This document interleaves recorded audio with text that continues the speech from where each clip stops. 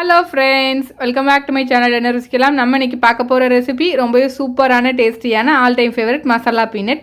அதாவது நம்ம ஊர்லலாம் இந்த பேக்கரியில் வந்து இந்த மசாலா கடலை வாங்கி சாப்பிட்ருப்போம். ரொம்ப டேஸ்ட்டாக இருக்கும். இதை எப்படி செய்யலான்னு பார்ப்போம். ரொம்ப ஈஸிங்க.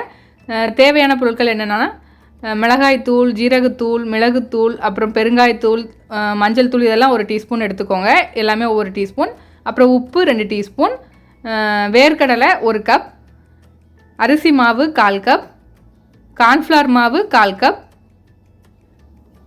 கடலை மாவு 1/2 கப், அப்புறம் எண்ணெய் 1 கப்.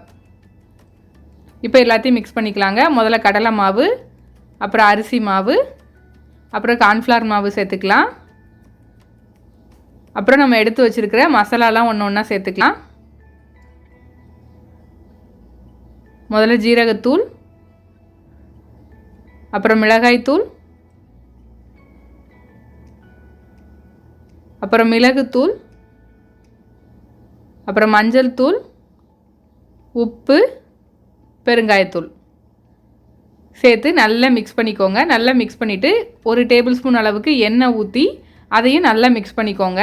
ரொம்ப டேஸ்ட்டாக இருக்குங்க. அப்படியே நம்ம பேக்கரியில் வாங்கி சாப்பிட்ற அந்த ஸ்டைல்லே இருக்கும். ரொம்ப டேஸ்ட்டாக இருக்கும். கண்டிப்பாக செஞ்சு பாருங்கள். இப்போது அதை நல்லா மிக்ஸ் பண்ணதுக்கப்புறம் இதில் வந்து நம்ம வேர்க்கடலையை சேர்த்து நல்லா மிக்ஸ் பண்ணிக்கலாம். இப்போ கொஞ்சம் கொஞ்சமாக தண்ணி சேர்த்து மிக்ஸ் பண்ணிக்கோங்க.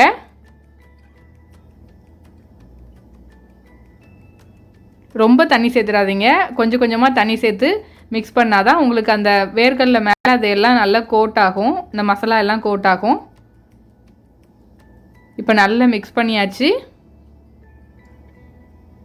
இப்போ இது அப்படியே ஒரு 5 நிமிஷம் மேரினேட் பண்ண வச்சுட்டு அதுக்கப்புறம் எண்ணெய் ஹீட் பண்ணி அதில் ஃப்ரை பண்ணி எடுத்துடலாம். ரொம்ப ரொம்ப ஈஸிங்க. ஆனால் ரொம்ப டேஸ்ட்டாக இருக்கும். கண்டிப்பாக செஞ்சு பாருங்கள். இப்போ இதில் ஒன்று ஒன்றா கொஞ்சம் கொஞ்சமாக போட்டு பொரித்து எடுத்துடலாம். உங்களுக்கு வேர்க்கடலை வந்து தனித்தனியாக ரொம்ப அப்படி ஒன்று ஒன்றா தனித்தனியாக வேணும் அப்படின்னா இன்னும் கொஞ்சம் தண்ணி சேர்த்து நல்லா பிசைஞ்சுக்கோங்க. ஆனால் நம்ம பேக்கரியில் பண்ணுற ஸ்டைல் வந்து இப்படி தான் பண்ணுவாங்க. இதில் இப்போ கொஞ்சமாக கருவேப்பிலை இருந்துச்சுன்னா கொஞ்சம் சேர்த்து ஃப்ரை பண்ணிக்கோங்க. ரொம்ப டேஸ்ட்டாக இருக்கும்.